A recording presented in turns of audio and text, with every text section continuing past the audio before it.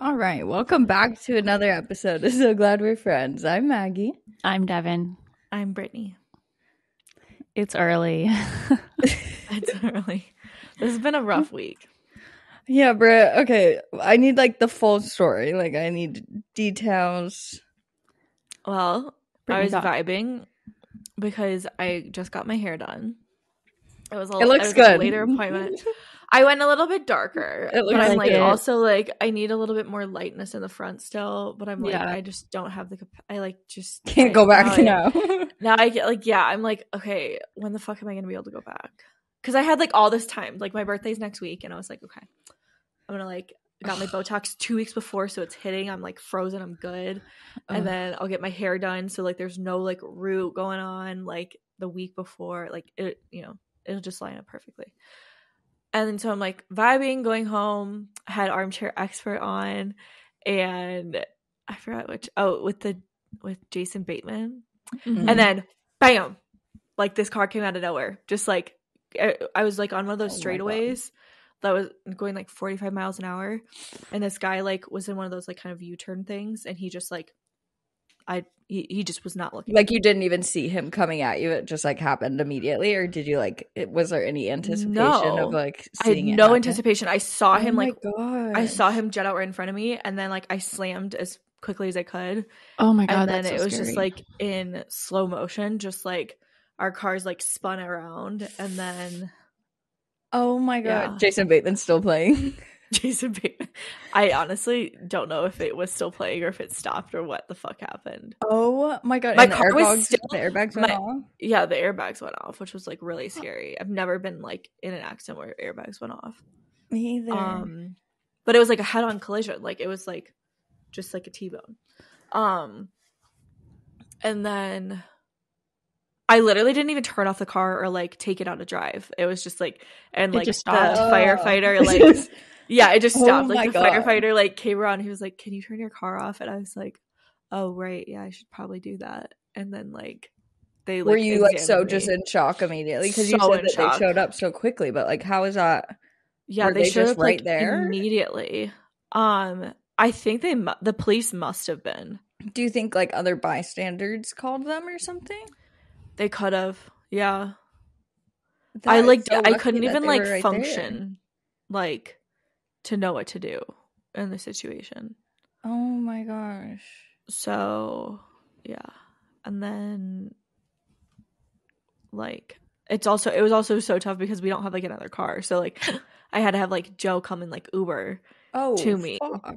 And then we had to like Uber home from the accident. It was just like a disaster. And then but like we blocked like it was just like it all happened so fast. Like I think there was like 2 fire trucks, like 2 ambulances, like they were expecting both of us. The other person went to the hospital. I didn't have to go to the hospital, which was really good. Were they trying to like ask you if you needed to or wanted to? Yeah, they did. But I was like, I think I'm Wow. fine other than like the shock and like obviously my hand. But I like definitely gaslit myself. I was like, oh, it's just probably like a bruise. And then Mhm. Sunday, I was like, okay, it's still like hurting the exact same amount that it did like when it happened. So I need to go get this like x-rayed. And then they actually sent me home because she was like, I think it's just a bad bone bruise. Like the nurse practitioner was like, it's just a bad bone bruise. But she's At, like, your the regular radiologist. doctor or like a No, urgent care. And then she was like, the radiologist probably won't look at it until tomorrow, but they like ended up looking at it today on Sunday. And then she was like, hi, you actually have a fracture. You need to come in. And Oh I was my like, okay. So then I gosh. came back in, got a splint, and then got a doctor's appointment yesterday. Yeah. And they like confirmed it was broken. Do you have to get a full cast? No, it's just like this splint, which is Oh, really so you nice. will just wear that the whole time? Yeah, because how long will nothing it is be? like 6 to 8 weeks. Ugh. But like nothing's like out of alignment. It's like all still together. So Oh. they were like, that's why you can like wear a splint versus like if it was busted and like out of place, and I That would need. makes sense. Are you full unable to cast. ski now? I'm still skiing. Okay. I was like, I'm not fucking messing around. I was like, this is my birthday. Yeah. So I ordered like a large glove, like Oh, cute. Joe's hand. So Joe will have the gloves like after I'm done with them. But I was like, I tried putting on my glove and it didn't fit. So I was like, okay, I'm gonna order another set of gloves. So sad. What bad timing. I know, but this is my first broken bone. I've never broken a bone before. Wow. I know. So yeah, it's just been like I have not slept at all just because of like the stress of everything happening, and like we have to get the car's totaled, so like we have to get a new car.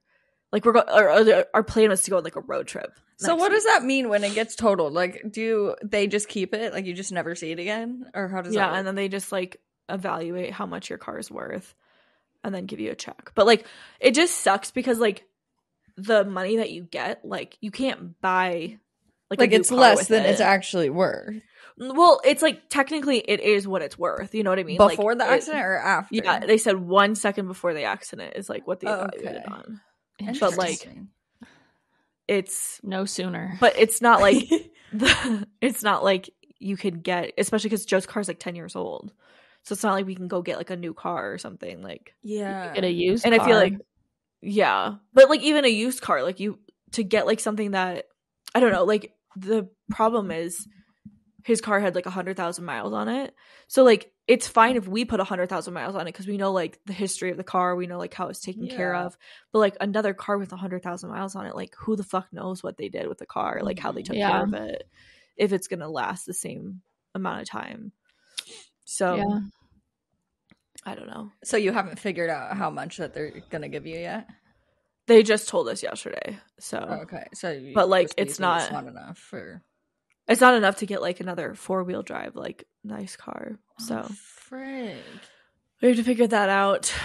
Are you thinking of wanting to, like, would you rather pay more into it to then get a nicer car rather than like getting a used car that has a lot of miles on it with the money that they would give you? I think like trying to find something with like 30,000 miles or less is like the goal, and then just start making car payments. Mazda always, they call me almost every day because my car only has 40,000 miles on it and it's a 2017. So they're like, they want it badly. They would make so much money from that. Yeah. They're like, how do they know how many miles is on your car? Because I go get it serviced there. Oh. Yeah. That's so fucking tricky. How much could you be like, give me like 40,000 for if I could get like enough to get a new one, but I don't think they would do that, obviously. I'm not sure. But then there's I don't know, because remember like during COVID when there was a problem with used cars with, like the chips or something? They're like still pretty expensive. Like there's obviously some that are like affordable, but certain models and cars are just like not like that much cheaper. It's kind of crazy. It's so scary. Like I really don't like the thought of the airbags going off and you like calling Joe and sitting there and like feeling so in shock is so terrifying to me. That is so scary. Yeah. It was. Was he so scared getting the call too? Like that's traumatic for him as well. I know. And then like to call an Uber and wait for the Uber. Oh my god. I know. Yeah. He had to like find like 2 or 3 Ubers. I was like, because I looked at the card the next day and there was like a few cancellation charges, and he was like, yeah, they like kept the canceling or whatever. I was like, oh my god, this is just like a nightmare. This is like reasons I don't leave my house. Literally. Like the airplanes are going to shit. I know, I'm really scared about the airplanes. It's just like the most frustrating thing is that I'm just like, if you fucking looked where you're going and you were defensive and you were a careful, cautious driver, like you wouldn't have pulled out in front of me. Like, there's just no reason. So do you know any more information about them now? Like, are they okay? Do you know what was happening? I bet they were on their phone or something. Probably. Hopefully not. I don't know. I think I heard the police talking to like a witness. So hopefully that helps the situation. Interesting. I want to know what his side of the story is. Like, did he just think he had time and then? Well, that's like the annoying thing that I was like thinking about later. I was like, fuck, I was so out of it. I like didn't think about like, I have to make sure this guy knows he was at fault and like admits it to the police. Like, I don't know if he said that or not, because then we were talking about insurance. It's obviously his fault. Yeah, but he could say something. It could be his word against my word. Like, yeah, but there was no stop sign or anything. So if you're just going down one road, there was a stoplight before, like, so it was like a stoplight, and then there was like a little U-turn, like shortly. It was in an intersection or after. So it was like right after the intersection, but it's like, yeah, I think that's. So you still had the right of way. Can't be your fault. Yeah, I still had the right of way and everything, but like I can't even think of a story he could tell. I was turning, and then she saw me, so she sped up so that she could hit me. Like that. There's like nothing. I don't know how it could be your fault. Where they risk it of like, oh, I could still make it in time or something, and then they just like decide to go. Maybe it was like that. Yeah. People are texting and driving 24/7 though. Like when I'm driving and look into other cars, people are just on their phones. I'm like, what are you doing? I don't like that. I'm just like, because I was rear-ended like a few years ago, and so I'm so cautious when it comes to like slowing down. Like when I'm slowing down, I'm like looking in my rearview mirror, like making sure there's enough space. I am like brake checking the fuck out of my car. Like if someone's not, like if there's a person that slowed down really quickly in front of me, I'm like tapping on my brakes to make sure that they know I'm slowing down. Like, I just take so much caution when it comes to driving because I haven't in the past. And so it's just like dumb. So will you get a rental car now, or do you have a rental car? We have one, but the second we get the check, like the insurance like stops covering the rental car. So like that is ridiculous. In like their mind, they're like, "Oh yeah, you're gonna go get like a new car today." Like, that's not like a oh yeah, you're just gonna go like get a new car. Like you have to like evaluate the car. You have to make sure it drives well. Like there's so many factors. So like that's why we started last week like looking at cars, because we knew like it was pretty high probability that it would be fully totaled. But still, and it's just like also like fucking car sales people are the worst. Like their AutoNation, just like they are the most aggressive. Like the guy, one of the people, there's one guy, Toyota, Devon at Toyota, and like I think it's Image. He was awesome. Amazing. Wasn't pushy at all. I was scared. He was so good. But then like there was this lady who's been there for like 30 plus years, and she's like, I've been here for 30 years, like blah blah blah blah blah. And I'm like, okay, like awesome. But like she's like trying to put us in a car. Been on the earth. I was like so straight up, I'm like, I'm not buying a car today. Like I'm not buying a car. So don't try and push me into a car. And then like the guy at AutoNation like brought his manager in, and his manager was like, what can we do to get you in a car today? I was like, fucking nothing. Ew, hate. I told you I wasn't buying a car today. I am looking. Well, what can we do back to them if they were nice and like gave you time and everything? Then maybe you'd want to go back to them when you actually purchase it. They're like fucking vultures over a carcass. Literally, that is them in the parking lot. I was like listening to their sale, like because they had like a Friday afternoon like sales meeting, and they were like, rah, rah, rah, like go get the. I'm just like testosterone. Yeah, I'm just like, this is so. They're like, chest bump. I was like, I just want to like rewrite car sales for people. I'm like, listen, like understand where someone's at the car buying process. Nobody is like just, hey, let me spend like $40,000 today. Like how, like logistically and like theoretically, think about how many people are ready to drop $40,000. It should be more like buying a house. Yeah. Yes, like, you're gonna like realtors want to get all the information with you for you, take their time, make sure you're ready. Yeah. Put in a couple offers. Like they should have realtors for cars. They should. Or like go through like the same, because I feel like realtors definitely have like some level of aggression to them, which is like fine, but they should teach like that. Oh my God, they should. The like, what's it called? Court awareness, or just like social awareness, whatever, to car people. I'm like, and it's because like a realtor is on like your side, and it seems like they're fighting for you to then go to bat like against the other owners and stuff. So it'd be cool if there was like a car realtor, and then they would like be on your side against those salesmen or whatever at different dealerships. I bet there are people like that you can like hire to help you buy a car. Probably. My dad would be great at that. I'm just dads. Like, but then also my dad was literally like, also you should teach like Joe how to negotiate for this, because like that's still kind of like an ancient not an agent, but just like an old boys club for car sales, and they'll probably take advantage of you if you're trying to buy the car. Yeah, unfortunately. And I was like, yeah, but Joe's like, I want to leave the room when you start to negotiate. Oh my God. I was like, no, I need you like, there. God damn it, you're supposed to. Yeah. I was like, I need you in the rooms to like just put on the face. And I was like, Joe could be a really good negotiator. He has a great poker face versus like I have no poker face. But. Yeah, and they just like won't take they don't take it seriously. Like when me and Cameron were shopping for his car when we moved out here, they would literally only speak to him, like not so annoying. talk to me whatsoever about anything that I wanted or like anything at all, and we'd be like, do you know we're together? Yeah, they're like, but they assume that like he's buying you a car, like he's the head of the household, you don't actually have a say in anything, so they'll be like, well, what do you want? So crazy. It's honestly smarter as a salesperson to more so pay attention to the wife, and like, because she has all the say in the household now. Yeah, very interesting. Was the Jeep paid off, or did you still have a monthly payment? Fuck. Yeah. So I was gonna be like, at least you could just like trade monthly payments, maybe. Nope. Do you think you want another Jeep, or are you looking at other? I want like an F-150. Oh shit! Oh, we're gonna go get We're gonna go get Cameron's dream car. He's gonna be so jealous. He plans a trip to Denver immediately. Go drive it. We did test some really cool ones. I was like, this is ultimate passenger princess land. I'm like, this is so roomy. Like, does it have 3 seats in the front? I love that. And there's a middle seat in the front. We like hate that. Oh, you do? So it's like no bench seats. Yeah, I don't like that either. Yeah, it's not very passenger princess friendly either. You gotta have your side console.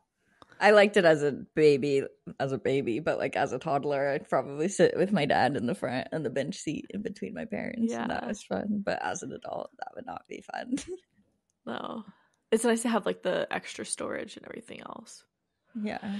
So I don't know. I'm trying to like not be like toxic positivity with the whole thing because like obviously there's a lot of benefits. Like I wasn't seriously injured. Like we got a good amount for the car. Like we have the means to like buy a new car. Like there's so many good things, but I'm just like, still sucks. It would be nice to not have to deal.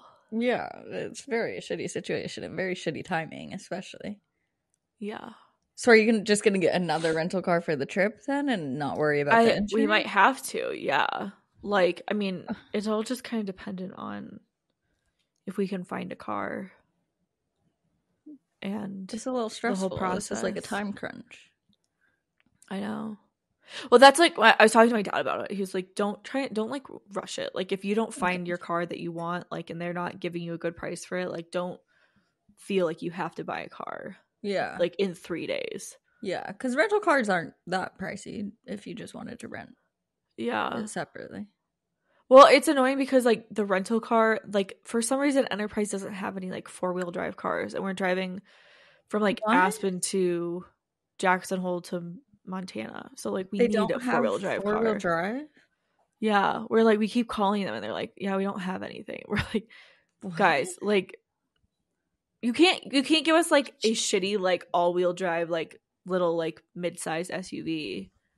Yeah. In place of a Jeep. That's crazy.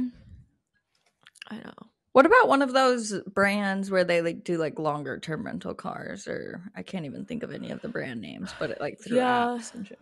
Or that one where you rent people's real cars. Yeah. We did Turo. But what Turo sucked is on our drive, was that either on the way there or the way back, a fucking rock hit the windshield, and it was such a pain in the ass to deal with like the process of it all. Like so like you drive on I-70, like you're like we got our windshield fixed, and then it immediately like I think we had it for 30 days and then a huge crack in the windshield, and we just like crazy. We're like once a year we'll get the windshield fixed, but other than that there's like no purpose. So I don't know, maybe we'll just risk it again and just do that because it's easier, but it is a little bit more difficult for like the process, I guess, of like if something does go wrong, because it's somebody's like personal car versus like a fleet Enterprise car. Well, I'm so sorry this is all happening. It's not a very good birthday present. No. But I'm still gonna have the best birthday. Heck yeah. Yeah, and at least it's not worse. At least it's not a full cast. At least it's not worse than that. You can still slightly use your hand a little bit. Barely use my little fingers. At least it's not your right hand. No, it is my right hand. That's we opposite. But maybe I'll become ambidextrous after this. Yeah. Who knows? Maybe it's here to support a new talent. And you'll probably love your new car. Yeah. Yeah. Yes. I hope it'll be meant to be. Yeah. Just a few minty what a sad way for it to be. Yeah. Yeah. I don't know. That's okay. Okay. Well, how are you, Dev? How is spring training? It looked like you had a lot more room on that grass than I had. Yeah, like we were late and we walked up and there was still like a big patch. Probably because it was a Tuesday. Yeah, it's spring break though. Oh, I forgot it was spring break. Yeah, and we had to park in some random far away place and walk there, but it was fun. But like I was drinking all day yesterday and I didn't get drunk or like crazy or anything like that. But for some reason, when I woke up this morning, I just felt like bad about myself for drinking all day. Like I felt like physically bad or like just the shame, like shame like, bad. Oh, why did I don't know why. Like, yeah, I didn't get drunk at all, but I probably because it's like a weekday and you're like, okay, I'm supposed to be working, but like this is also why you live the life that you do, so you could like do stuff like that, and you also work on weekends very consistently. Yeah, I don't know why I felt icky about it. Did you get any of the strawberry daiquiris from the little Malibu thing? No, all I got was a big tall boy beer. I got 2 of them at the game, and then that's it. And then we went to my mom's house and hung out. And then we went to Postino because they had board and bottle night on Monday and Tuesday. Oh, that's so then like fun. Me and my sister shared a bottle of wine. It's really, it's not that much, but I don't know why I felt shitty when I woke up this morning. Multiple also places and then also multiple like mixing too. You're like, okay, I had beers earlier. Now I'm having a whole bottle of wine. Like, that board and bottle thing is a really cute thing.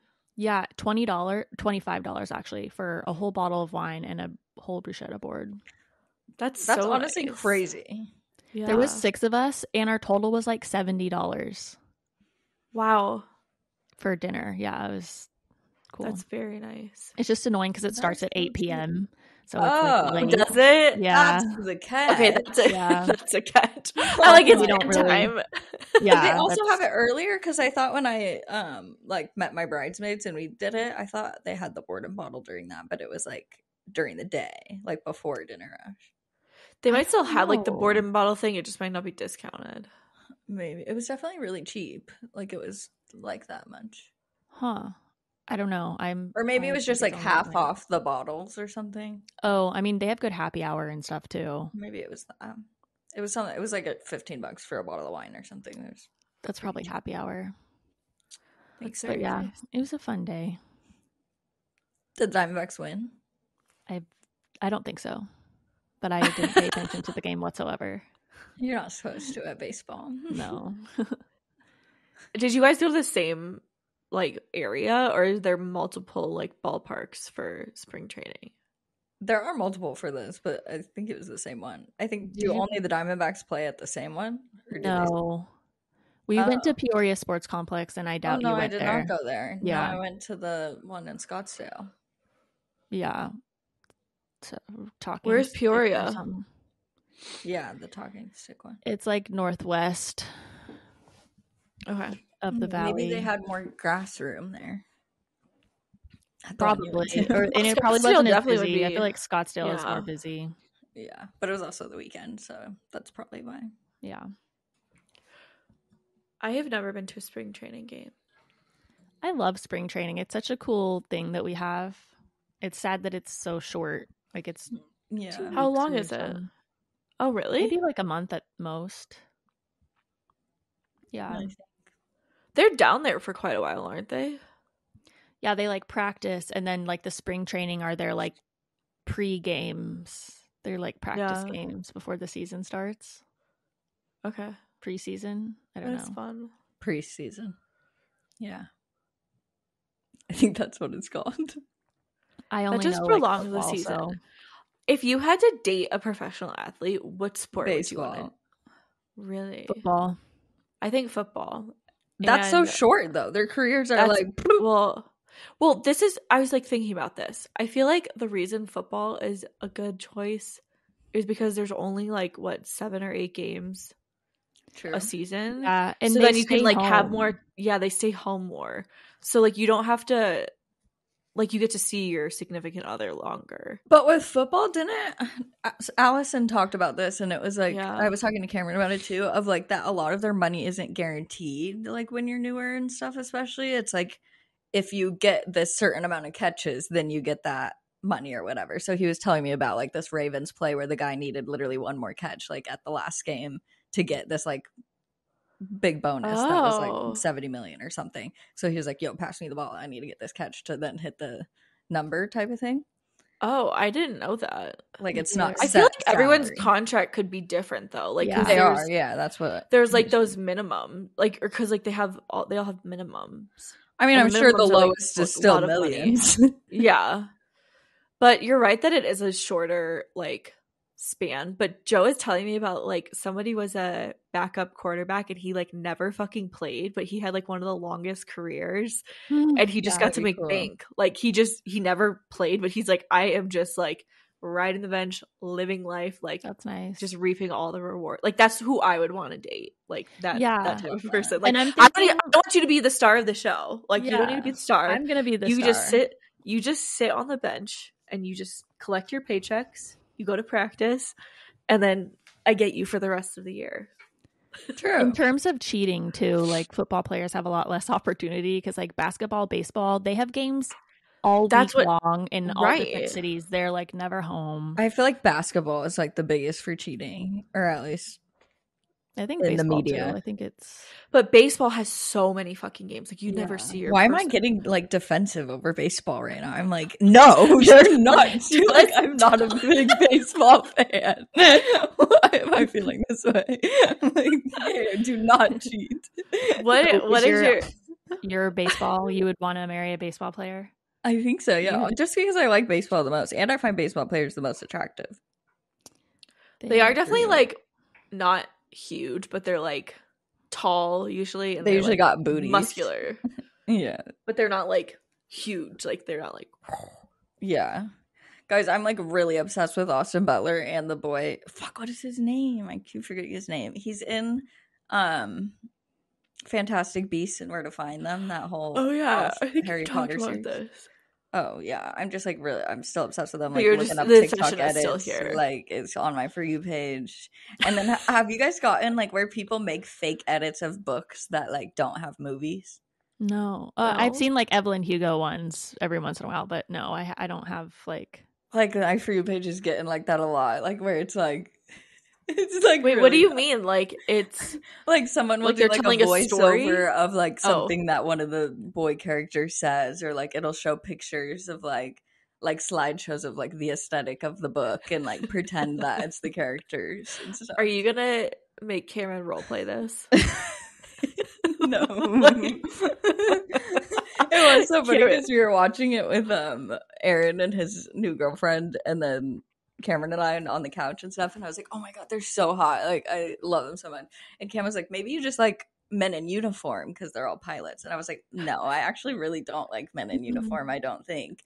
But his new girlfriend's like dad and like her whole family's in the military and stuff, and I did not put that together. And I was like, no, that doesn't mean you have like to be attracted to her family. That's what I told Cameron. I was like, I don't think that was bad to say. I meant like I'm not attracted to them. Yeah, it's like I don't like them. Like right, that they're bad I people. think it's different. Yeah. He scared me after. He was like, damn, you really said that in front of her. Yeah, what the fuck? Yeah, I was like, no, I to be attracted not to attracted family. to them. Yeah, no. But I am so obsessed with our new couch. I'm so thankful for my mommy for buying us it, because literally, like when people used to say like, oh, I'm a couch person instead of a bed person, or like I fall asleep on the couch and things like that. I did not understand. I fully understand now. Like we are falling asleep on the couch. We're staying on the couch till like we're going to sleep. Do you know what it's made of or filled with? Is it just like a memory foam type fill? I really have no idea. It's so comfy. It's so it's like so wide is why I love it. I love that. I can almost put my whole legs out like just on the regular couch. I think that's the key to having a comfy couch because that's how my couch is too. And like I will always have to have a deep seated couch. I'll pay extra to have the deep seats. Do you guys have like a proper back, like you can like lean up against the back, or is it like short? No, because that's like one thing that I don't love is like some of those couches like have really wide. Like we have an outdoor couch actually, and it's really wide, so it's like comfy, but then like it has a short back. But then the back's just short. Like, yeah. Oh, no, so kind of it feels like all around so that you can lay. You like don't sit on the couch, you lay on the couch. Yeah, basically. Like literally, like my head is like in a cocoon, basically, with all the cushions around. It's so nice. That's amazing. I've always fits really well. Mm-hmm. We moved it against the wall also. Oh, okay. Which is so funny because so many things of like how the original house owners had their stuff, like they had their couch against the wall, and we were like, why would anybody ever do that? Like so many things like that, and we were like slowly moving things to the way that they had it. This is kind of funny. I do like that. I'm trying to think. I guess we have most of the things like them as well. I don't know. Did you see Caroline posted in the Facebook group and asked for blueprints of your kitchen? Oh, yeah. I know. You probably do not have blueprints, right? I don't have it yet. My dad actually just sent me something like yesterday, but I have not been like... I don't know if it, like, the file he sent me, it, like, wasn't opening up on my phone. Did you guys plan it all, like, when he can maybe come? No. And now I'm like, fuck my life, because I just don't even know if... Yeah, buying a car. We can, like, do that, but... I don't know. I'll worry about that later. That's true. I just, like... It's just a very, like... I don't know. I obviously need to buy the car, but then also... I really want a fucking kitchen. That's, like, all I want. Yeah. Yeah. Yeah, I can't open up the file. I don't know why. It's like maybe you could sacrifice a car, but it's kind of you guys do need the all-wheel drive, so it's not like you can really sacrifice too much of getting like a clunker.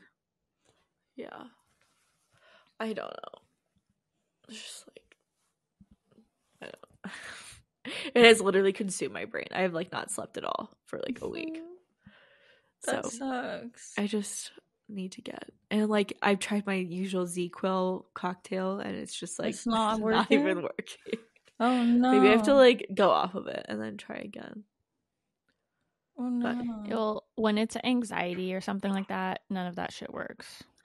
Yeah, well sometimes it does, like if it's just like a little bit of anxiety, it'll knock me out and it'll be good, but I feel like more aggressive anxiety. I've been getting so annoyed by like seeing creators do ads for melatonin gummies, and they're like, I took 2 and I passed the fuck out. I didn't even remember what day it was, and like I'm just like, that is such a lie. That is literally Cameron when he takes melatonin. Like he'll literally be drunk. Like he can only take 1 or a half of one, or he literally like he'll be like, what is happening? Like acting like he's actually drunk.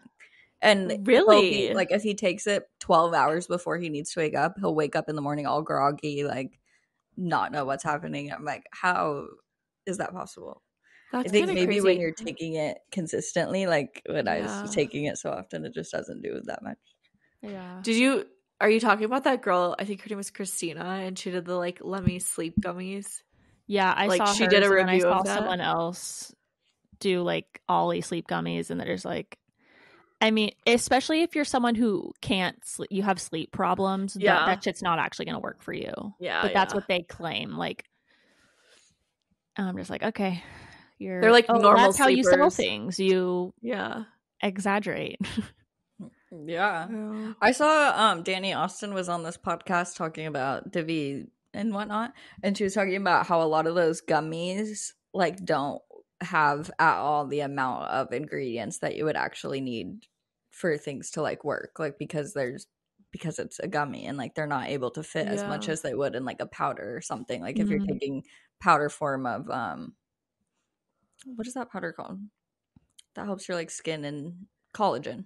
collagen. Like if you're doing a whole scoop of collagen, or you need like 2 scoops of something per day, like they can't fit that in a little gummy. So then you're not really getting the actual amounts that you need. And like she was talking about the let me chill and sleep and whatnot. Well, that's why I think like the ritual ones, like you have to take 4 a day, right, Dev? I think 2. 4 pills. 2 pills a day. Nutrafol, you have to take 4. Nutrafol is 4. But that's like that's where I'm like, okay, that makes sense why it's like actually working, because you have to take like a fuck ton of this. Honestly, that is true.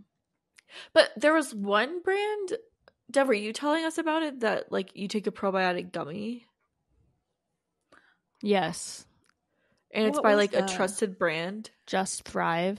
Yeah, Just Thrive. Because I take Just Thrive probiotics in like the pill form. Mm-hmm.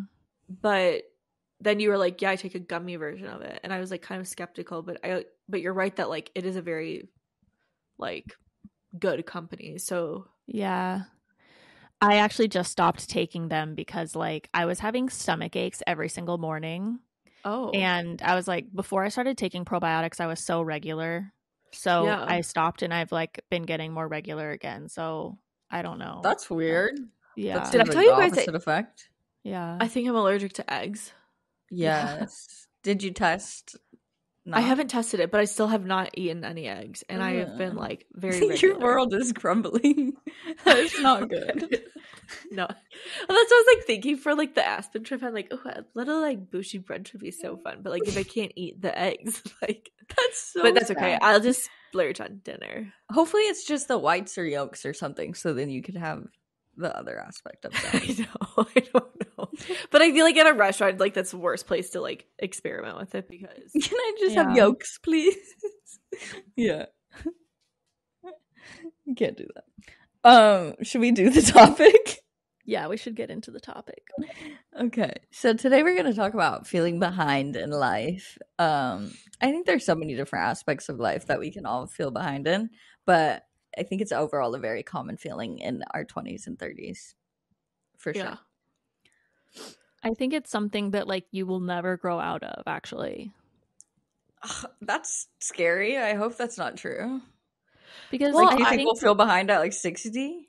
I think the reason you feel behind is because you're like comparing yourself to everybody else. Yeah, that's what I was going to say, that like the biggest driver of like why I feel behind is just because I'm comparing myself. Mm-hmm. So I guess if you can grow out of your comparison, you can go like you can stop feeling behind. I was wondering though, I feel like kind of my comparing myself to others is kind of motivating, but I also think it's unhealthy. So like to what extent is it motivating and like inspiring, and to what extent is it like just really harmful? For me, I feel like the difference of the comparison thing is like if they're my friend or not, because like for you guys, like seeing what you do and whatnot motivates me. It's less of like, oh, I feel shitty about myself, because I can more appreciate and be like happy for you guys for getting the things that you want, rather than like a random person I don't know seeing them do the things, then I feel more jealous. I think I'm opposite. Really? Yeah, like if people that are actually in my life get ahead of me, then I'm like, I don't know, I feel like because I know them that I should be able to do that too, maybe. Like, it's like a realistic goal. Whereas like seeing people on the internet that have like millions of followers or are rich or whatever, it's just kind of like you're just literally there to be my inspiration or like whatever. Yeah. Oh, that's interesting. I feel like for me, it's like if their life is not too similar to mine, then I can be like inspired by them. Or like if they are like 10 steps ahead of me, I can be inspired. Exactly. But if they're like 2 steps ahead of me, I feel like I have a lot stronger comparison, and it's more like harmful to me. That is so true. But then I also feel like too, there is a level of like what really makes me feel behind is when people like younger than me, or like I don't know, I guess I don't really know like their resources or whatever, but like when those people are like way ahead of me, I'm like, oh fuck, like that's when I'm like, I should have done that by now. I should be doing that. Like they did it, so like what's wrong with me? Like why haven't I accomplished that yet? That like steps ahead of you thing is like that the marathon analogy so clearly represents that, because you're only looking at the person that's directly in front of you when you're running a marathon, but you're not necessarily looking at the person that's first place the race. Yeah. But each time you pass someone in front of you, then you're looking at the next person that's ahead of you. Yeah. And just trying to like get past them. But you're not looking at anyone behind you. That is very But true. all the people behind you are looking at you, trying to catch up to you. But then that's also still I love that comparison and everything, but still that's still thinking of it as like a line, like that it's something where you're going like a direct path to something and they're ahead rather than like there's a million ways to do things or go around things in like different aspects of life. Do you find yourself like comparing more in terms of like measures of success or like milestones, like having like buying a house or like a car or dogs or kids or marriage, like, or is it like monetary, like you are in, you know, you got featured in Forbes? Or I think it's whatever insecurity I currently have or like whatever I'm struggling with, then that becomes what I feel behind in. So like right now it's work and money mostly. Yeah. Also, I think the people you surround yourself with dictate that so much too. Like if all my friends were married and had kids and I wasn't even in a relationship, then that'd be something that I was like majorly focused on. Yeah. And whenever I'm around people who are questioning like, oh, why don't you have a boyfriend, or like, do you want kids or something, then that's when I'm like, the society pressure makes me feel so behind, because I'm like, fuck, they expect me to be this person and I'm not. That is truly what I am like, I guess life-wise, that's where I am like in this very big conflict, because when it's just me and Joe, I'm like, we are chilling, like I don't need to get married for like 5 years, like I don't need to have kids necessarily, like I don't know, I want another you're living the life next when year. You're in your own bubble, it's fine. Yep. And then like when we're around family or like friends that are married or like have kids, like I think it's a natural question to like be like, oh, like are you guys gonna get engaged? We're like, yeah, at some point. Like I don't know, like it's just not like a big like focus, you know? Yeah.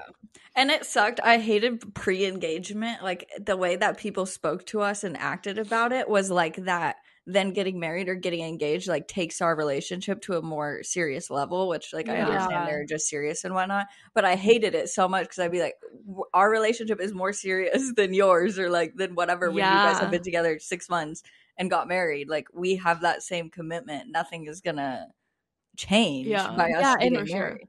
You didn't even like, it's an engagement is just like a verbal promise. Like it's not like literally you a ring. got signed a contract yet or anything like that. Like why do people take you more seriously when and they do? Like it's actually so crazy seeing the difference of like the way that the outside treats us as a couple post being engaged. Also, like the word boyfriend, especially as you get older, like when you're in like your 50s or 60s, I almost feel like it's weird to say the word like, this is my boyfriend, like because it's unserious. Like, I think that's why we have to just say partner. Do you get like, but then is there like more pressure of like when you're having your wedding? Because like I could get engaged this year, but then I'm not having a wedding for like 4 years. Like I'm not like, I don't like, that's not a priority to me. Well, I think that's, you know what I mean? Yeah, it's for in my experience of just engaged, just the engagement is what makes people take you seriously. Like then they're like, oh, you're going to get married. I mean, people definitely pressured us of like, why are you waiting 2 whole years to then get married? That's so stupid. Like, I would. Who is like who are you getting like the most pressure from? Like just random friends or family more? Family and society, like meeting strangers would be like. Why are you waiting? Yeah, and also like, why the fuck do we care about what strangers think? Yeah, but like it's our human nature to want everybody to be impressed by us, you know? Yeah, like we want. You want me to like, read the research because you're saying a lot of things that are in that. Am I smart? You are. Yeah. So is Britt though. That she was saying the things too. So first of all, who's smarter? It's not just me. So first of all, the main feeling of feeling behind is because of comparison. Like we were just saying, that's like 100% the reason that we would feel behind. Otherwise, there is no feeling that comes with it. Like you're saying, if you're in your own little bubble and only focused on yourself, you wouldn't feel behind at all. Yeah. And then it's another thing, like in our society, we hear all the time of like, blah, blah, blah, wrote a book by the time she was 18. Somebody started her company by the time she was 21, blah, blah, blah. So then you're like, she graduated college at 18, whatever. And then you're thinking like, oh, if I want to be like actually successful, then I need to do all those things before these other people or at the same time as all these people that I'm hearing. And then even when we hear stories of like, Forbes, oh my god, 30 under 30 literally gives me so much anxiety. I'm like, I know, fuck, why did I do this? Exactly. And then you hear the opposite of like stories of like, oh, Oprah didn't blah blah blah until she was 40, or Michael Jordan didn't blah blah blah until like they got told no's a million times. That's still putting in your head like, oh, they did it late and they were still successful, not like it happened on whatever their own timeline. Age is such a significant thing in all of these circumstances. Yeah. Which is really crazy. So then it also says that a big part of the quarter life crisis, because this is what is saying that typically it happens in your 20s and 30s, like that time a few years after college. Because everybody's on the same playing field until you graduate college, or like until you graduate high school. Exactly. So it says there's no easy way to objectively compare yourself to others. After we finish school at 18, everyone is on a different trajectory. There's no consistent path that we are all on, which we can compare ourselves against others. So a lot of people in their 20s and 30s don't own property or run businesses or are millionaires or have a partner, and that's completely fine. But we have unrealistic standards of ourselves. So it says that also many young professionals in their 20s and 30s would have grown up watching shows like Friends, How I Met Your Mother, etc., of attractive young people with active social lives, living in apartments in the center of a city, having an amazing time, making a lot of money. They don't think about Friends didn't make a lot of money. They were in a fucking New York apartment living together. Yeah, but they all kind of didn't know what the fuck they were doing. I don't know. Some of them did. They didn't really know what they were doing, but they had a nice apartment. Like, that's kind of the point of it. Because that apartment, like, you can't afford that unless you, or whatever. Like, even if you don't, even if they got help, like in the Friends life, like that's still massive apartments for New York City. Yeah. Somebody said, a phrase my friend Laura taught me was, we often compare our worst selves to others' best selves. This is problematic for a number of reasons. Firstly, there are so many different aspects of life, and everyone is different when it comes to what they value. For example, let's say we have 7 aspects of our life: our spiritual life, our physical health, our personal life, our key relationships, our jobs, our business, and our finances. You can't be great and win in every aspect, nor may you want to. We often choose the wrong metrics when measuring success. Brené Brown said that when you're a teenager, being cool is all about what clothes you wear and the clique you hang out with at school. But when you're an adult, the equivalent is telling everyone how busy you are and how manic your schedule is, and that this makes you super important and in high demand, as if others aren't worth your time if they aren't high profile enough, rich enough, connected enough. So it's like about what we view success as, and like what we define as success individually is then what we compare ourselves to. Yeah. This might be a little bit off topic, but I also think it's kind of like a good comparison. But you know that trend going around that's like, I'm a successful business owner, but this is like what I'm struggling with. Mm-hmm. And people are putting some really like hard shit that they're going through. Like, my thought process with that is like, how could we kind of normalize more of those conversations and not just like make it part of a trend? Because like, I think people are saying, like, feeling like, myself included, like it's okay to share these things in this capacity, but it's like weird to do like outside of a trend kind of. Mm-hmm.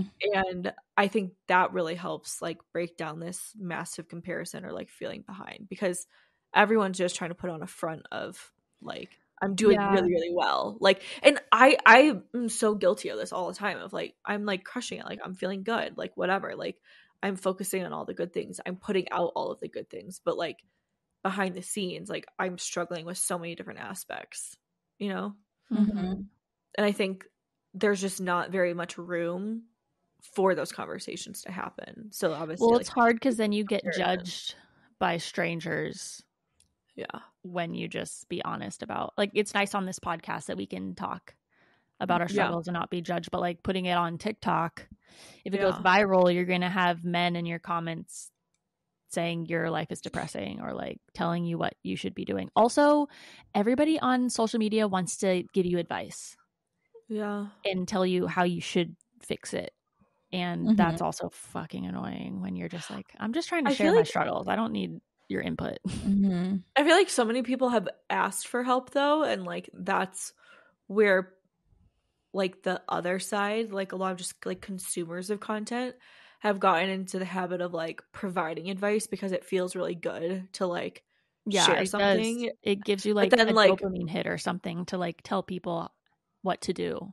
Yeah, or just like what works for you or whatever. But it's because I think a lot of people have like asked for advice. They're put, especially on TikTok, I feel like that's kind of like a very normal type of video that I see is like someone sharing their struggle and like getting help from the community. Yeah. And like whoever pops in on your For You page. It's interesting then they just apply that same advice to like everyone. You said the trend of like business owner struggles, because I haven't seen it that way. It's been like I put out that I'm a normal, happy 25-year-old girl, but this is what I'm actually struggling with. Like I've seen it with just like people, not about businesses. Yeah. But I mean like the trend in general. Like I feel like I've seen a lot of businesses just because probably of my pages, but I think that's just interesting that it's a trend overall through everything. Yeah, like no matter the niche, it's like trending in all the different niches because that is a problem. I think it's a good one corner. Yeah. And it could just like open up a lot more conversation because it's like crazy. There's like one girl that I'm like good friends with and we have like similar businesses, and in her profile, like in her like posts and everything, she looks like she is just like on the top of the world. And then I told her that I was like, we were texting and I was like, you are crushing it, like congrats, like I'm so happy for you, like, and I was genuinely happy. I wasn't like oh my god, like I suck compared to her. And she was like, what are you talking about? And I was like, wait, what do you mean? Like, what am I talking about? Like, what's happening? And she like told me more of like the things going on behind the scenes. And I was like, well, fuck me. Like, I'm like kind of comparing myself to you, but like, it's not even like real, you know? Yeah. That's really hard. I feel like there's an extra added layer in business terms of being honest like that, because it almost like say if I was trying to sell, this is how you get brand deals or whatever, and then I was struggling on the side to get brand deals, then it would feel like not good. It would feel like shitty that. But like even if you weren't struggling to get brand deals, but you were struggling to like find help, like to get like an assistant, or like your taxes were all out of whack, or like you had paralyzing anxiety every day and it made it like really hard to get out of bed. Like you don't have to be struggling to get brand deals for it to feel like you would get scared maybe that people would perceive you as struggling and then not want to hire you or invest in your things because they're like, you're struggling with these things. Why would I want to purchase that from you? Yeah, maybe. I don't know. I feel like sometimes people like that though.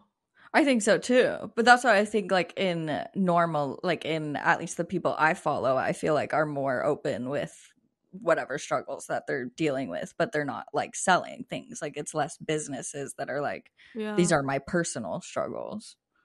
Yeah. That's fair. I don't know. I just think that's like an extra harder layer to add on to because just being open. Some people's brands are like aspirational, so they're not going to share. And like you guys know, I compare myself. Well, I want to be Emily Kaiser, so it seems like she doesn't share anything bad. Yeah, like she doesn't share any of her struggles. And I'm wondering, like, I think that's her brand, is like she just wants to be happy-go-lucky, aspirational, wants everyone to be like her, or her life is perfect, but I highly doubt that, you know? Yeah, probably not. Do you wish that she did as a fan? Or do you I want to know what even when the last time she was sick, she was still posting. She's like, I'm not going to post as much today because I'm sick. Like, bro, when I'm sick, you don't hear from me for 3 days. Like, yeah, literally. Like, how the fuck? Yeah, so I would like to know what she actually does struggle with. Do you think it's like easier for her to show up because there's just like so much positive feedback every time she posts? Definitely. I'm surprised she hasn't gotten sick of it though, because like you kind of just get used to it, and then it's still hard. Yeah. I guess she like has enough going on that's like new in her life every month that like to like inspire her. It does, but it also like it's not like very repetitive content. Like, it is repetitive, but it's also like different. I don't know. As I like her, I think she's awesome, but like I don't religiously watch her content anymore because it's very like the same. Yeah. I also don't really watch, I don't know, like I'm not going to watch her whole vlog every single day. Yeah. I wonder if it also is like the thing we talk about so much of like building up influencers, and then as soon as they get to popular or rich, then everyone's like, fuck you, I didn't really like this. Of like, I wonder once like somebody like Emily, who is so super positive and stuff, I'm sure she's tried before to like say something negative, and then probably everyone is like, that's not that bad compared to everybody else everything is going through and everything else happening in the world, and like your problems don't mean anything. And I think that is also a huge thing of like being honest with issues, is people being like, there's so much worse going on in the world and there's so much worse happening in other people's lives that like your problems don't matter. Yeah. It's crazy how single-minded, like people are so focused on themselves on social media. Like that whole controversy where people will be like, this is my quinoa salad recipe, and then people in the comments will be like, well, what about if I don't like quinoa or something, you know? Like, don't make it video. Like, what are your thoughts on, have you guys seen the like all the stuff about Nara Smith?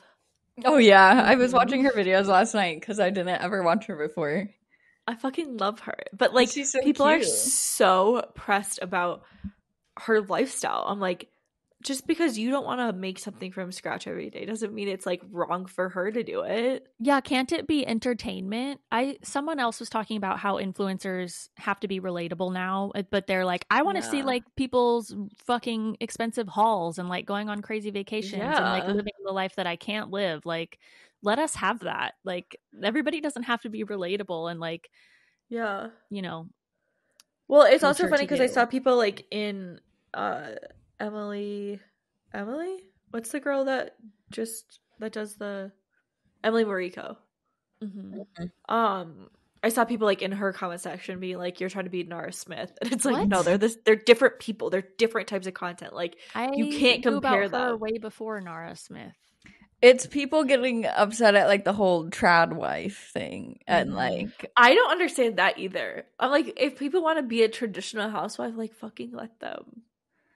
I think it's also because they're also working. Like, they're not a traditional housewife. Like, you're watching them do their job. Like, it is her job to make these homemade Pop-Tarts. Yeah, she probably make a video of it. Make more money than their husbands.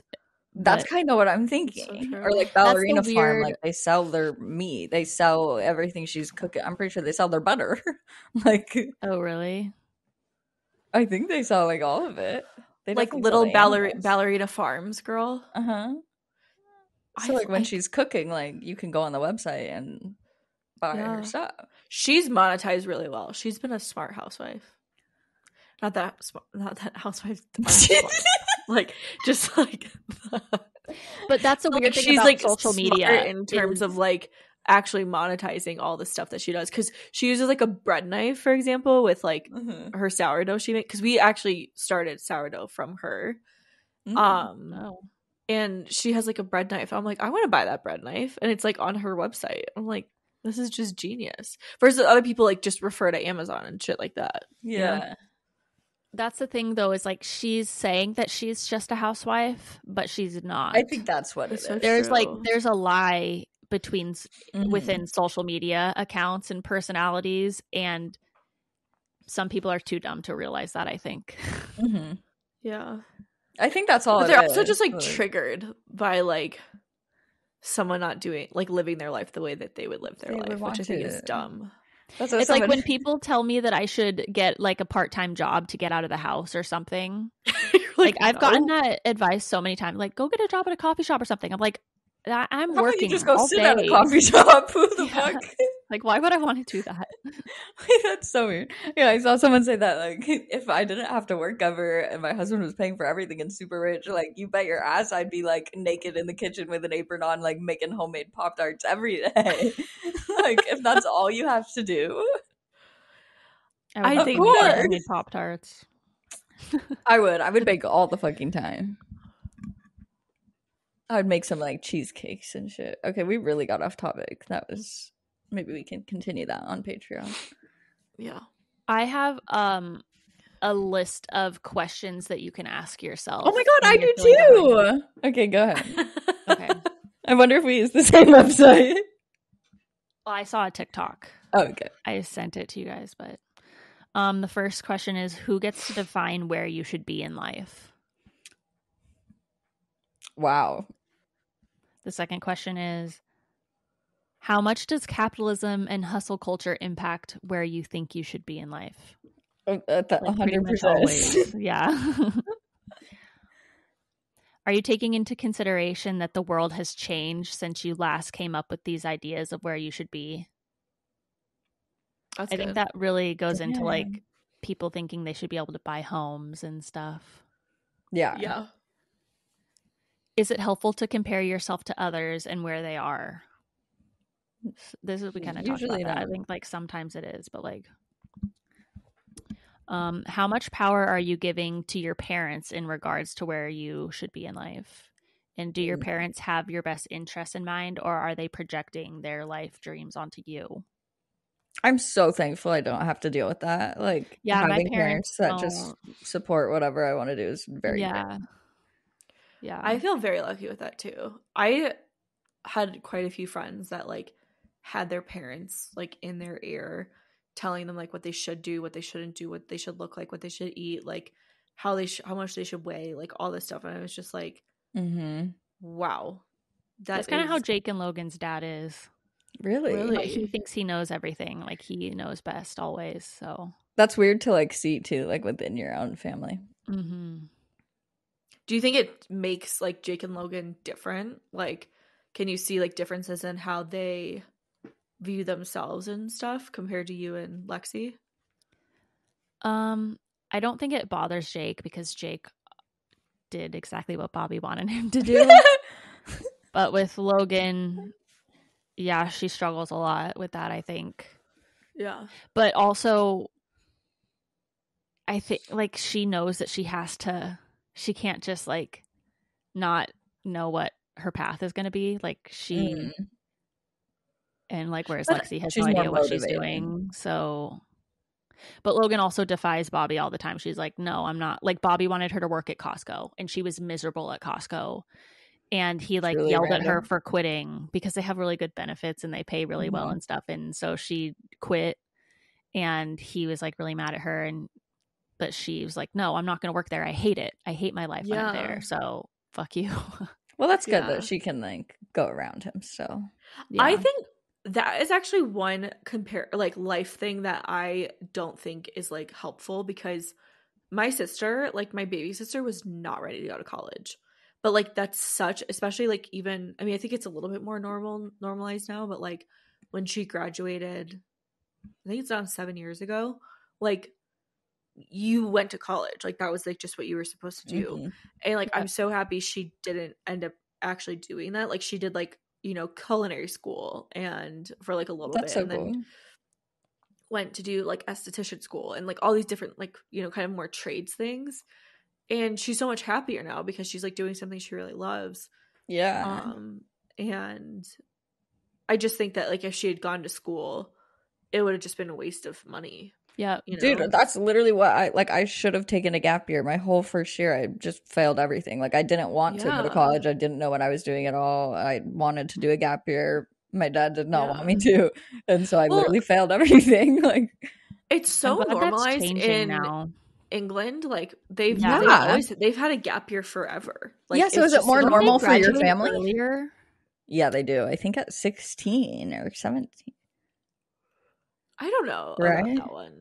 Because it's their like primary school is called like something like high school is primary, or is that? I think their university is generally 3 years. Oh, well, they've like literally woven it into society. Like you're going to take a year off and then you're going to get your bachelor's degree in 3 years or whatever. Even if it isn't, like it's still very normalized that like you can take a gap year. Like it's just like in Australia too.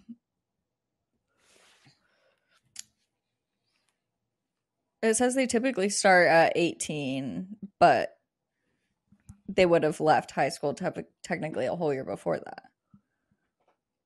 Yeah, I think so it's like almost built in. Yeah. Aren't there less like gen eds too that they have to do? Like, isn't it more like you just pick what career you want to do and then like take those classes rather than we have 2 whole years of gen eds for college? I think that's yeah. I know that they can go right into medical school. Oh wow, that's crazy. Then why wouldn't you just go to medical school in England? Because you still have to take the American boards. Yeah. My friend right now is actually she's in medical school in Ireland. She's like taking a little bit of a break, but like she also has to study for the American boards, and that's like a lot. That's cool. Yeah. But wow. I don't know. But it's funny that like that's like their societal norm. Yeah. So like people don't feel weird taking a gap year versus like here. I think it's better now, but it's still like, I mean, you just graduated like a couple of years ago. Like you didn't feel like you had that opportunity to like just take a gap year. Yeah. Oh, and then if you didn't just go right into college, then what do you do? Like you're probably not going to be able to move out. I don't know. America's just, that was the thing. Then it was like, oh, if I didn't go to college, then I wouldn't have like gotten support from my dad at all. So then I like needed to. But it's like, cool, you just spent more money on sending me to college that I didn't pass. Yeah, I guess it is. But like maybe that's where it could be more of a structured like thing where you could be like, okay, like in your last year of high school, you're like getting a job, you're like learning how to save so that you can go travel for a while. I feel like I would encourage my kids, which my parents did, and I just never actually did that, but like to shadow different professions, like things that you're interested in, and actually like spend days shadowing people and learn more of the day-to-day of what you'd be doing. Because I just like, I did that, know and what the fuck I wanted to do. Yeah, I wish I did a broader range. I started like shadowing doctors when I was like in middle school. Because I was like, okay, I really that's crazy, Brittany. Like, just continue doing it. But I wish I would have shadowed like other things. Yeah, like I feel like were you in middle school like thinking about like, oh, I need to get good grades so I can get accepted to college? Like Rory Gilmore. I bawled my eyes out getting a B in science. Oh my god, no! I remember like it was the worst day of my life. How sad.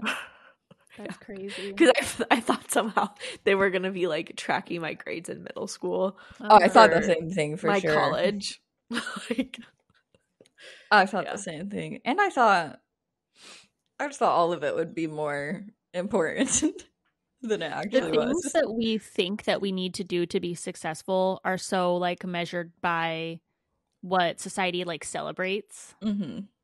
Like you're rewarded if you get good grades. You're rewarded if you procreate. You're rewarded. Everybody's supposed to get married. Like you're supposed to make a lot of money.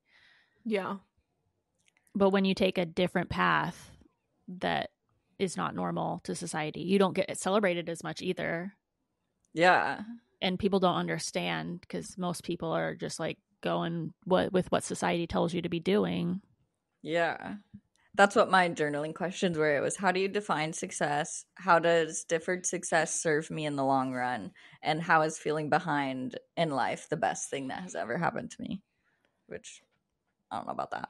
But I was also just listening to Zane and Heath's podcast, and they were doing a whole episode on, like, things that are popular in society, but, like, you actually don't like. Like, imagine your life if nobody was watching you, if you couldn't post it, if you were alone doing the thing, like what things would you not do? And I was just thinking about that in terms of success, of like what things in life would you actually not do or care to have as goals if you couldn't post about it or that's an tell your interesting friends. Question. I like that a lot, especially as a creator, because everything is for posts, is for content. Yeah, like it's very interesting. Like, what activities would you do versus not do? That's a really hard question. I know. I've been like trying to think about it. I was actually thinking about how judgment is important in society, because So like, for example, my front yard had a lot of weeds, and typically I'm like, I don't look at my front yard, like I don't give a fuck. But then my mom picked me up to go out to dinner one day, and then I was so embarrassed about all the weeds in my yard, so then I contacted my landscaper and asked to like have my yard done. But like, if I didn't care about what others thought about me, I wouldn't have given a shit about the weeds. But then once the weeds were taken care of, I'm like, oh, this is so nice. That's so true. Like, I wouldn't get ready as often. I'd probably be really lazy and not. But then doing my makeup does make me feel good. I feel like there's a level though, like, because I feel like I have most of my entire life done things for approval and like recognition and like a pat on the back kind of thing. And I think that's helped push me to do things. And like, I started posting on LinkedIn more, and getting the comments from people is like such a fucking like validation and like approval thing. But I'm like, I kind of like you were saying, what would you do without, you know, if it was just for you and not for society? And I feel like there is a balance to it where it's like, I need to have my own validation. Like I need to be like self-validated, not like validated from other people. But like, I think there is a level that has pushed me to like where I am because of the approval that I seek.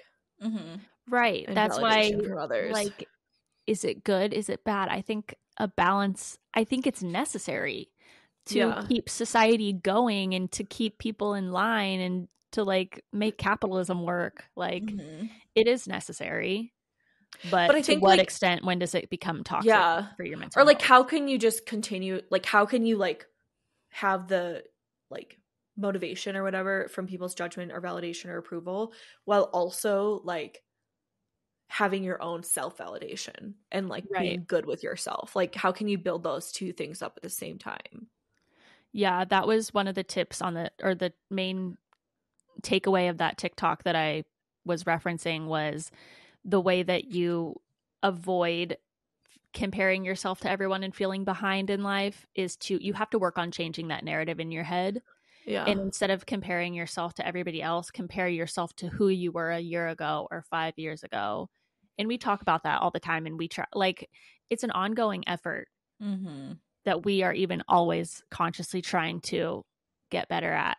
But I don't know if it'll ever go away. But I do think, though, maybe that's why people love their, like, 40s, because then it also sometimes goes back again to we're all in the same place in life more so. Like, yeah, there's people who don't get married or have kids or, like, that type of aspect, but then more everyone's settled in a career, everyone is living in a house. I think with our generation, it's going to be less and less of that. It's, like, people are having harder times buying houses, and I think, like, I think there are millennials now that like still don't have any of that shit together. I think that's like society's pressures are lessening. Yeah, but like we don't care as much about the old traditional ways, so we're like, well, I'm gonna do what makes me happy. But then it's like, well, why don't you own a house yet? Like, but also because that's not always the best case. Like, it's not always gonna save you money to get a house, right?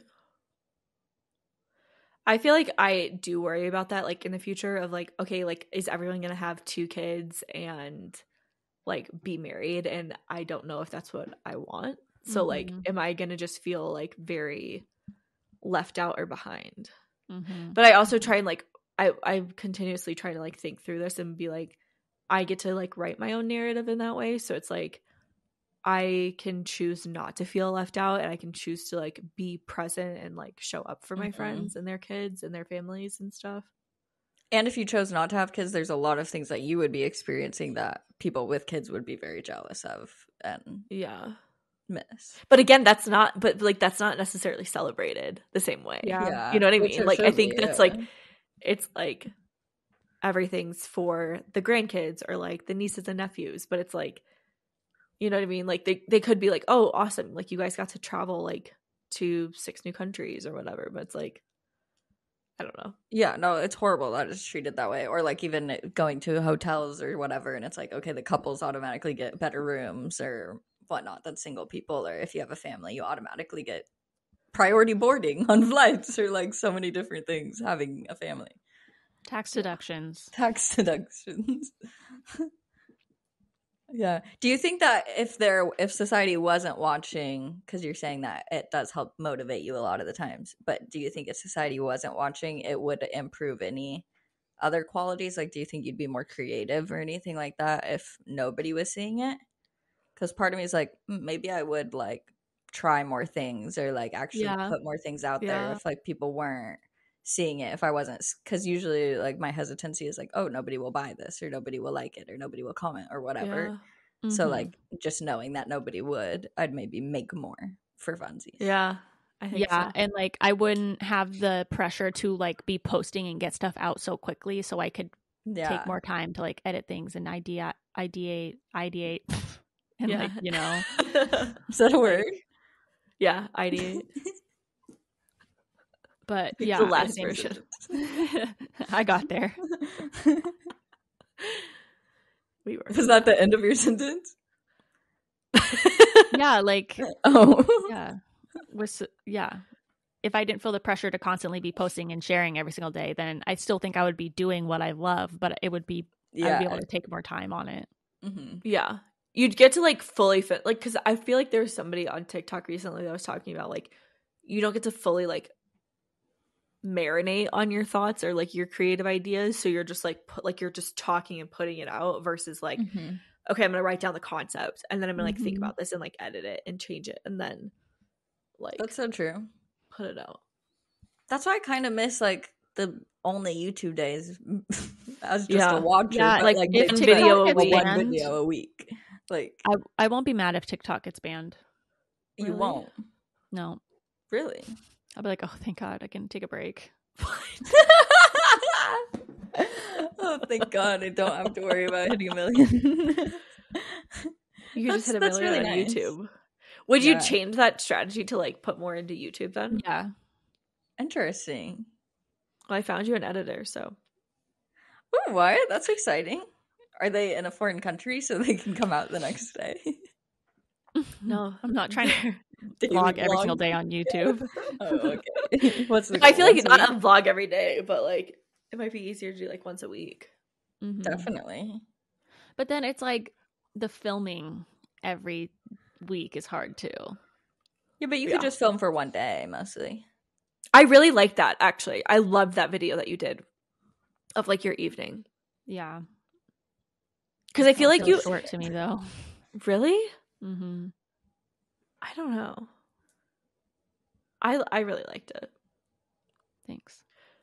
I feel like you were able to like share more because it was like kind of your thoughts and more, I don't know, more talking versus like, because like if you do like multiple days, I feel like you only like have like little snippets of like your thoughts for that day or whatever. Yeah. Versus like in one moment you were able to kind of like just chit-chat. That goes back to my insecurity of thinking that people don't want to hear what I have to say. So I'm like, I got to keep this short and quick and keep moving on. I feel like that content is better. But that's just like my insecurity. Yeah, not true.